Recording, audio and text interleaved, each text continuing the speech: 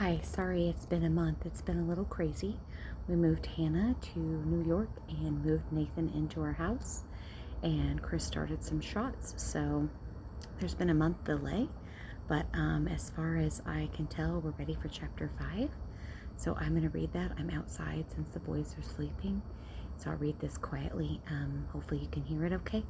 I'm going to read chapter 5 and maybe 6. We'll see. All right, so here we go. See if we can get it focused well. Chapter 5, Being Neighborly. Get it some better lighting. What in the world are you going to do now, Joe? Asked Meg one snowy afternoon as her sister came tramping through the hall in rubber boots, old sack and hood, with a broom in one hand and a shovel in another. Going out for exercise, answered Joe with a mischievous twinkle in her eye. I should think 2 long walks this morning would have been enough. It's cold and dull out, and I advise you to stay warm and dry by the fire as I do, Meg said with a shiver. Never take advice. Can't keep still all day, and not being a cat. I don't like to doze by the fire. I like adventures, and I'm going to go find some. Meg went back to toast her feet and read Ivanhoe, and Joe began to dig paths with great energy. The snow was light, and with her broom she soon swept the path all around the garden for Beth to walk on when the sun came out, and the invalid dolls needed their air. Now the garden separated the Marches' house from that of Mr. Lawrence. Beth stood in the suburb of a city which was still country-like, with groves and lawns, large gardens and quiet streets. Oh, both stood. A low hedge separated the 2 estates. On one side was an old brown house looking rather bare and shabby, robbed of vines that in the summer covered its walls and the flowers which surrounded it. On the other side was a stately stone mansion, plainly betokening every sort of comfort and luxury, from the big coach house and the well-kept grounds to the conservatory and glimpses of lovely things one caught between the rich curtains. Yet it seemed lonely, lifeless, for no children frolicked on the lawn, no mother's face ever smiled the windows, and few people went in and out except for the old gentleman and his grandson. To Joe's lively fancy, this fine house seemed a kind of enchanted palace, full of splendors and delights which no one enjoyed. She had long wanted to behold these hidden glories and to know the Lawrence boy, who looked as if he would like to be known, if only he knew how to begin. Since the party, she had been more eager than ever, and had planned many ways of making friends with him, but he had not been seen lately, and Joe began to think he had gone away, when one day she spied a brown face in an upper window, looking wistfully down into their garden where Beth and Amy were snowballing one another. That boy is suffering for society and fun, she said to herself. His grandpa does not know what is good for him, and keeps him shut up all alone. He needs a party of jolly boys to play with, or somebody young and lively. I've got a great mind to go over and tell the old gentleman so. The idea amused Joe, who liked to do daring things and was always scandalizing Meg by her odd performances. The plan of going over was not forgotten, and when the snowy afternoon came, Joey resolved to try what could be done. She saw Mr. Lawrence drive off and then sallied over to dig her way down to the hedge, where she paused and took a survey. All quiet, curtains down at the lower windows, servants out of sight, nothing human visible but a curly black head leaning on a thin hand at the upper window. There he is, she thought. Poor boy, all alone and sick to this dismal day. It's a shame. I'll toss a snowball up and make him look, then say a kind word to him. Up went a handful of soft snow, and a head turned once, showing a face which lost its listlessness for a minute, as big eyes brightened and a mouth began to smile.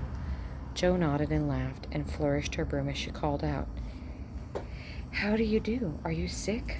Lori opened the window and croaked out a barely hoarse as a raven. Better, thank you. I've had a bad cold and been shut up for a week. I'm sorry. What do you do to amuse yourself? Nothing. It's dull up here. Don't you read? Not much. They won't let me. Can't somebody read to you? Grandpa does sometimes, but books don't interest me, and I hate to ask Brooke to do it all the time. Have someone come and see you, then. There isn't anyone I'd like to see. Boys make such a row, and my head is weak. Isn't there some nice girl who'd read and amuse you? Girls are quiet and like to play nurse. I don't know any. You know me, said Joe. then laughed and stopped. So I do. Will you come over, please? Said Laurie. I'm not quiet and nice, but I'll come, if Mother will let me. I'll go ask her. Shut the window like a good boy and wait till I come. And with that, Jo shouldered her broom and marched into the house, wondering what they would all say to her. Laurie was in a flutter of excitement at the idea of having company, and grew about ready to. As Miss March said, he was a little gentleman, and did honor to the coming guest of brushing a curly pate, putting on a fresh collar, and trying to tidy up the room, which, in spite of half a dozen servants, was anything but neat. Presently there came a loud ring, and then a decided voice asking for Mr. Lawrence, and a surprised-looking servant came running up to announce a young lady. All right, show her up. It's Miss Jo, said Laurie, going to the door of his parlor to meet Jo, who appeared looking rosy and quite at her ease, with a covered dish in one hand and Beth's 3 kittens in another. Here I am, bag and baggage, she said. Mother sends her love, and was glad if I could do anything for you. Meg wanted me to bring some of her blancmange. She makes it very nicely. Beth thought her cats would be comforting. I knew you would laugh at them, but I couldn't refuse. She was so anxious to do something. It so happened that Beth's funny loam was just the thing, for in laughing over the kittens, Laurie forgot his bashfulness and grew sociable at once. That looks too pretty to eat, he said, smiling with pleasure as Jo uncovered the dish and showed the blancmange surrounded by a garland of green leaves and scarlet flowers. It isn't anything. Once they all felt kindly and wanted to show it. Tell the girls to put it away for tea. It's so simple you can eat it, and being soft it will slip down without hurting your sore throat. What a cozy room you have. It might be if it was kept nice. The maids are lazy, and I don't know how to make them mind. It worries me, though. I'll write it up in 2 minutes, if only needs for the hearth to be brushed and so things to be made straight on the mantelpiece. The books here, the bottles there, your sofa turned from the light, pillows plumped up a bit. There you go, you're fixed. And so it was. As she laughed and talked, Jo whisked into the things and was given quite a different air in the room. Laurie watched her respectful silence, and then she beckoned him to his sofa. He sat down with a sigh of satisfaction and said, How kind you are. Yes, that is exactly what it wanted. Now, please take a big chair and let me do something to amuse my company. No, I came to amuse you, she said. Shall I read aloud? She looked affectionately toward some books, inviting books nearby. Thank you, I've read all those, and if you don't mind, I'd rather talk. Not a bit. I'll talk all day if you only set me going. Beth says I never know when to stop. Is Beth the rosy one who stays at home a good deal and sometimes goes out with a little basket? Asked Laurie. Yes, she's my girl, and a regular good one she is, too. The pretty one is Meg, and the curly-haired one is Amy, I believe. How did you find that out? Laurie colored up and answered frankly, Why, you see, I often hear you calling to one another, and when I'm alone up here I can't help but looking over at your house. You always seem to be having such good times. I beg your pardon for being rude, but sometimes you forget to put down the curtain in your window where the flowers are, and when the lamps are lighted, it's like a looking picture to see the fire and all of you around the table with your mother. Her face is right opposite, and it looks so sweet behind the flowers. I can't help but watching. I haven't got a mother, you know. Laurie poked the fire to hide a little twitching of the lips that could not be controlled. The solitary, hungry look in his eyes went straight to Jo's warm heart. She had been so simply taught that there was no nonsense in her head, and at 15 she was innocent and frank as any child. Laurie was sick and lonely, and feeling how rich she was in a home of love and happiness, she was glad to try to share it with him. Her face was very friendly, and her sharp voice usually gentle as she said, We'll never draw those curtains any more, and I'll give you Delita's look as much as you like. I just wish, though, instead of peeping, you'd come over and see us. Mother is so splendid. She'd do a heap of goods for you, and Beth would sing to you if I begged her, and Amy would dance, and Meg and I would make you laugh at our funny stage properties, and we'd have jolly times. Wouldn't your grandpa let you? I think he would if your mother asked him. He's very kind, even though he doesn't look so, and he lets me do what I like, pretty much. Only he's afraid I might be a bother to strangers, began Laurie, brightening more and more. We're not strangers, we're neighbors, and you needn't think you're a bother. We want to know you, and I've been trying to do this ever so long. We haven't been here a great while, you know, but we have gotten acquainted with all of our neighbors but you. You see, Grandpa lives among his books and doesn't mind much what happens outside. Mr. Brooke, my tutor, doesn't stay here, you know, and I have no one to go about with me. and I just don't stop at home and get on as I can. That's bad. You ought to make an effort and go visiting everywhere you go. You'll have plenty of old friends and plenty of pleasant places to go. Never mind being bashful. It won't last long if you keep going. Laurie turned red again, but it wasn't offended at being accused of bashfulness, for there was so much goodwill in Jo. It was impossible to not take her blunt speeches as kindly as they were meant. Do you like school? Asked the boy, changing the subject. After a little pause, during which he stared at the fire, Jo looked about her, well pleased. Don't go to school. I'm a businessman. Girl, I mean. I go to wait on my aunt, and dear old cross soul she is, answered Jo. Laurie opened his mouth to ask other questions, but remembering just in time, it wasn't manners to make too many inquiries into people's affairs, and he shut it again and looked uncomfortable. Jo liked his good breeding and didn't mind having a laugh at Aunt March, so she gave him a lively description of the fidgety old lady, her fat poodle, the parrot that talked in Spanish, and the library where she reveled.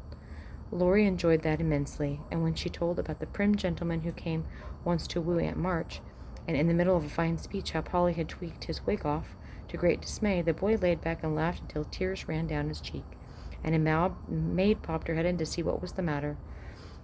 Oh, that does me no end too good.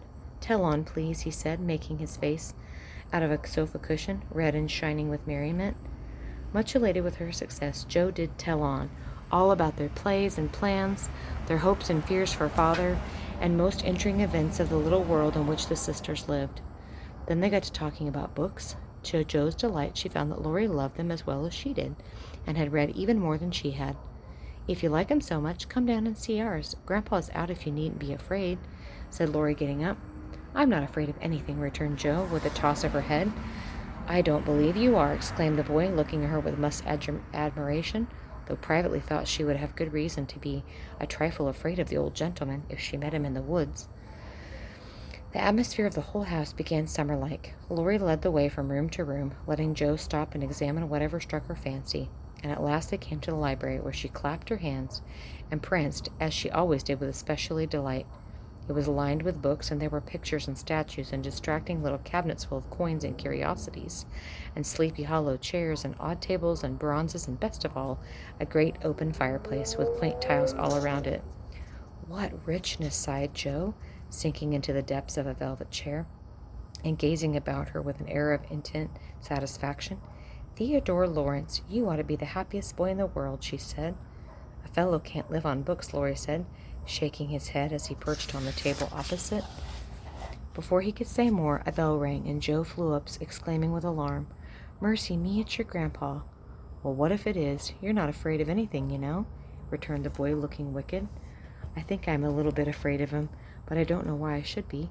Mom said I might come, and I don't think you're any worse for it, said Jo, composing herself, though she kept an eye on the door. I'm a great deal better for it, and ever so much obliged. I'm only afraid you were very tired of talking to me. It was so pleasant I couldn't bear stop it. The doctor to see you, sir, the maid said. Would you mind if I left you for a minute, I suppose? I must see him, said Laurie. Don't mind me. I'm as happy as a cricket here, answered Jo. Laurie went away, and his guest amused herself in her own way. She was standing before a fine portrait of the old gentleman when the door opened again, and without turning, she said decidedly, I'm sure now that I shouldn't be afraid of him. He's got kind eyes, though his mouth is grim, and he looks as though he has a tremendous will of his own. He isn't as handsome as my grandfather, but I like him. Thank you, ma'am, said a gruff voice behind her, and there, to her dismay, stood old Mr. Lawrence. Poor Jo blushed until she couldn't blush any redder, and her heart began to beat uncomfortably fast, as though she had thought what she had said. For a minute, wild desire to run away possessed her, but that was cowardly, and the girl would laugh at her, so she resolved to stay and get out of the scrape as she could. A second look showed that the living eyes under the bushy gray eyebrows were kinder than the painted ones, and there was a sly twinkle in them which lessened her fear a good deal. The gruff voice was gruffier than ever, and the old gentleman said abruptly, after the dreadful pause, So you're not afraid of me, eh? Not much, sir. And you don't think of me as handsome as your grandfather? Not quite, sir. And I've got tremendous will, have I? I only said I thought so. But you like me in spite of it? Yes, sir, I do. That answer pleased the old gentleman, and he gave a short laugh, shook hands with her, and put his finger under her chin, turned up her face, and examined it gravely. then let it go, saying, "You got your grandfather's spirit, if you haven't his face. He was a fine man, my dear, and what is better, he was brave and an honest one, and I was proud to be his friend." "Thank you, sir," she said, and she was quite comfortable after that, for it suited her exactly. "What have you been doing with this boy of mine?" was the next question. "Only trying to be neighborly, sir," she said, and she told how her visit had come about. "You think he needs cheering up a bit, do you?" "Yes, sir. He seems lonely, and young folks would do him some good, perhaps. We are only girls, but we should be glad to help if we could, for we don't forget the splendid Christmas present you sent us." "Tut, tut, that's the boy's affair. How is the poor woman?" "Doing nicely, sir," off went Joe, talking very fast, as she told him all about the Hummels, in whom her mother had interested Richard, friends that they were. "Just her father's way of doing good. I shall come and see your mother some fine day. Tell her so. There's the tea bell. We have it early on the boy's account. Come down and go on being neighborly." "If you'd like to have me, sir." "Shouldn't ask you if I didn't." Mr. Lawrence offered his arm in an old-fashioned courtesy. What would Meg say to this, thought Joe, as she marched away, with her eyes dancing with fun, as she imagined herself telling the story at home. "Hey, why, what the dickens has come to this fellow?" said the old gentleman, as Laurie came running downstairs, and brought up with a start surprised at the sight of Joe's arm in arm with his redoubtable grandfather. "I didn't know you'd come, sir," he began, as Joe gave him a triumphant little glance. "That's evident. By the way, you racket downstairs. Come to your tea, sir, and behave like a gentleman." And having pulled the boy's hair away by a caress, Mr. Lawrence walked on, while Laurie went through a series of comic evolutions behind their backs, which nearly produced an explosion of laughter from Joe. The old gentleman did not say much as he drank his 4 cups of tea, but watched the young people, who soon chatted away like old friends, and the change in his grandson did not escape him. There was color, light, and life in the boy's face, vivacity in his manner, and genuine merriment in his laugh. "She is right. The lad is lonely. I'll see what these little girls can do for him," thought Mr. Lawrence, as he looked and listened. He liked Joe, for her odd, blunt ways suited him, and she seemed to understand the boy almost as well as if she had been one herself. If the Lawrences had been what Joe had called prim and poky, she would not have gotten on at all, for such people always made her shy and awkward. But finding them free and easy, she was so herself, and made a good impression. When they rose, she proposed to go, but Laurie said he had something more to show her, and took her away to the conservatory, which had been lighted for her benefit. It seemed quite fairy-like to Joe, and she went up and down for walks, enjoying the blooming walks on either side, the soft light, the damp, sweet air, and the wonderful vines and trees that hung above her, while her new friend cut the finest flowers till his hands were full. Then he tied them up, and with a happy look Joe liked to see, "Please give these to your mother, and tell her I like the medicine she sent me very much." They found Mr. Lawrence standing before a fire in the great drawing room, but Joe's attention was entirely absorbed by the grand piano, which stood open. "Do you play?" she said, turning to Lawrence with respectful impression. "Sometimes," he answered modestly. "Please do now. I want to hear so I can tell Beth." "Won't you first?" "I don't know how. Too stupid to learn, but I love music dearly." So Laurie played, and Joe listened, with her nose luxuriously buried in heliotrope and tea roses. Her respect and regard for the Lawrence boy had increased very much, for he played remarkably well and didn't put on any airs. She wished Beth could hear him, but she did not say so, only praised him till he was quite abashed, and his grandfather came to the rescue. That will do, young lady. Too many sugar plums are not good for him. His music isn't bad, but I hope he will do well in more important things. Going? Well, I'm much obliged to you, and I hope you'll come again. My respects to your mother. Good night, Dr. Joe." He shook hands kindly, but looked as if something did not please him. When they got into the hall, Joe asked Laurie if she had said anything amiss. He shook his head. "No, it was me. He doesn't like to hear me play." "Why not? I'll tell you some day. John is going home with you, as I can't." "No need of that. I'm not a young lady, and it's only a step. Take care of yourself, won't you?" "Yes, but you will come again, I hope, if you promise to come and see us after you're well." "I will. Good night, Laurie." "Good night, Joe. Good night." With all the afternoon's adventures had been told, the family felt inclined to go visiting in a body for which each found something attractive in the big house on the other side of the hedge. Miss March wanted to talk of her father with the old man who had not forgotten him. Meg longed to walk in the conservatory. Beth sighed for the grand piano, and Amy was eager to see the pictures and statues. "Mother, why didn't Mr. Lawrence like to have Laurie play?" asked Jo, who was inquiring of a disposition. "I'm not sure, but I think it's because of his son, Laurie's father, married an Italian lady, a musician, which displeased the old man, who was very proud. The lady was good and lovely and accomplished, but he did not like her and never saw his son after he married. They both died when Laurie was a child, and when his grandfather took him home, I fancy the boy, who was born in Italy, was not very strong. The old man was afraid of losing him, which makes him so careful. Laurie comes naturally by his love of music, for he is like his mother.